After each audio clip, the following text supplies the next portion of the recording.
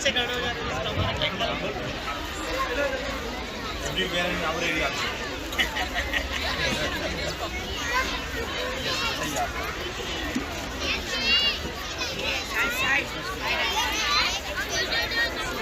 ये आशीष बताने का आशीष ये मजाक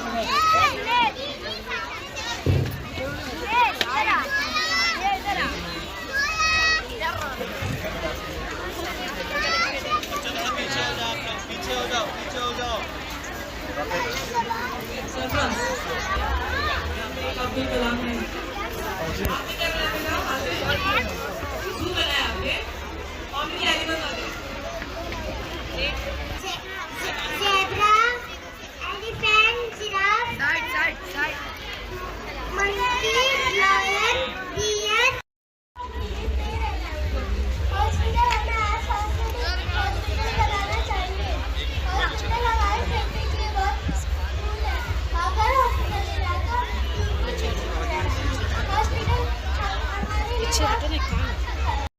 वीके स्कूल के पार्टिसिपेट करते हैं।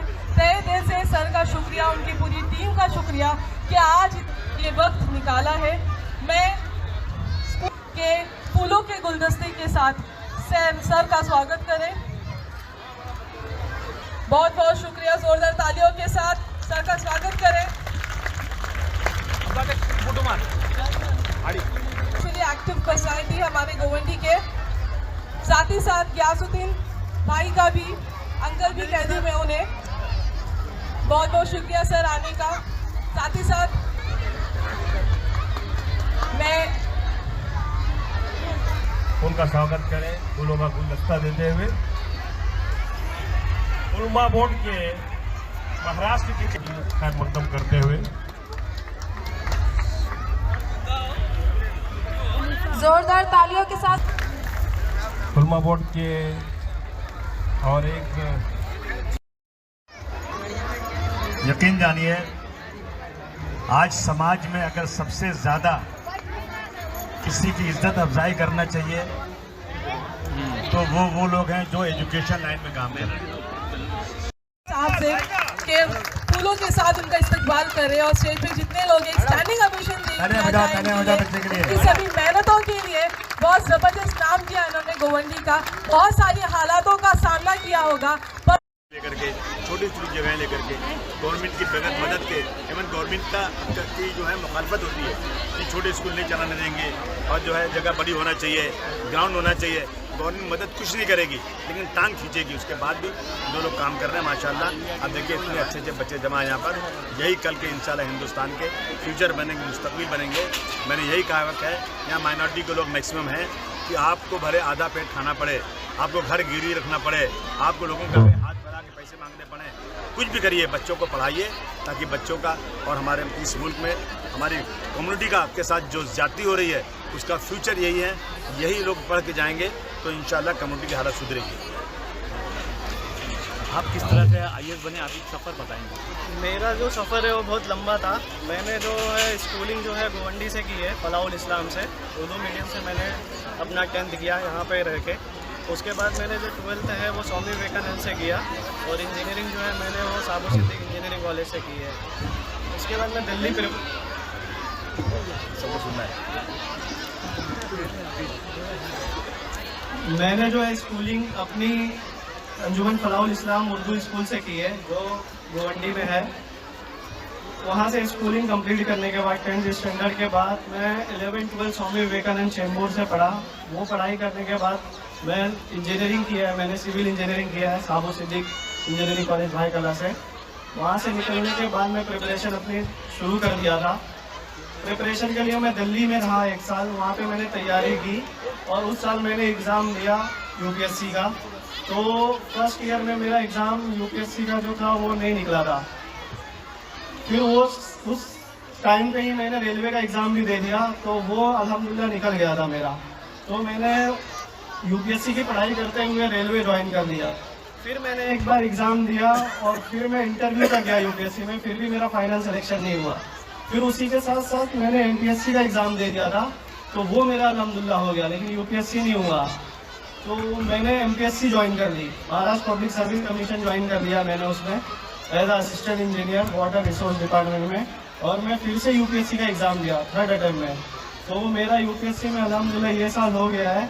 मैं ये बताना चाहता हूँ कि एक बच्चा जो अपने उर्दू मीडियम से पढ़कर अपने ही यहाँ पर रहकर वो मतलब स्टेप बाय स्टेप कैसे वो अपने गोल को अचीव कर रहा है, मेरी जो स्टोरी है उससे ये सीख सकते हैं कि अगर जो गोल है, जैसे मेरा UPSC गोल था तो मैंने उसको डायरेक्ट अचीव ना करके स्टेप बाय स्टेप, पहले रेलवे में मैंने 3 साल जॉब किया, लेकिन दिया UPSC में तो मेरा अल्हम्दुलिल्लाह 126 रैंक आया है ये साल। जोरदार तालियां।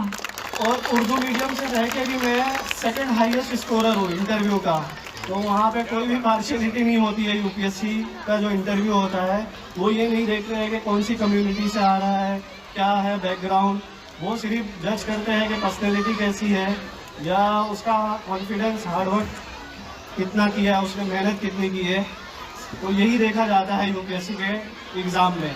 तो मैं बच्चों से ये बोलना चाहूँगा कि जो भी आपका गोल हो, जो भी आप सोच रहे हो बनने के लिए, वो आप बड़ा सोचो और उसको पाने के लिए, उसको अचीव करने के लिए आप स्टेप बाय स्टेप मतलब बढ़ सकते हो आगे। जैसे मैंने एक जॉब किया, फिर वो छोड़ के दूसरा जॉब किया और फाइनली मैं अल्हम्दुलिल्लाह जो मेरा गोल था वो अचीव किया। आप यहाँ रहते हैं कि भले चाहे बस्तियों में बच्चे पले या कहीं भी पले, अगर एक टीम वहाँ पर खड़े होकर इन बच्चों को इन बस्तियों से निकाल कर, अंधेरों से निकाल कर अगर तालीम की रोशनी में लाते हैं तो कहीं ना कहीं ये बच्चे जो है अपने पूरे टैलेंट को, अपनी पूरी खूबियों को वो ऐसे ही दर्शाएंगे जैसे कि आपने देखा। और जिस तरीके से अबू आसिफाद भी जो है वो पूरे हमारे साथ सपोर्ट में खड़े हुए हैं।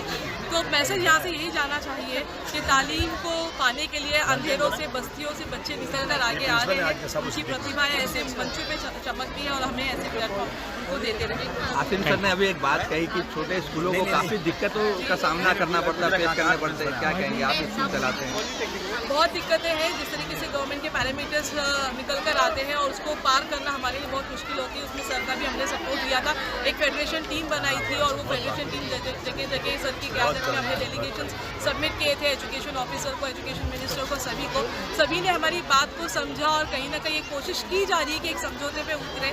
अगर ये उतरते हैं तो हम 650 स्कूल्स को बचा पाएंगे, 50,000 बच्चों को बचा पाएंगे, हज़ारों टीचर्स की जॉब्स को बचा पाएंगे। तो काफ़ी काम करने की ज़रूरत है इसमें।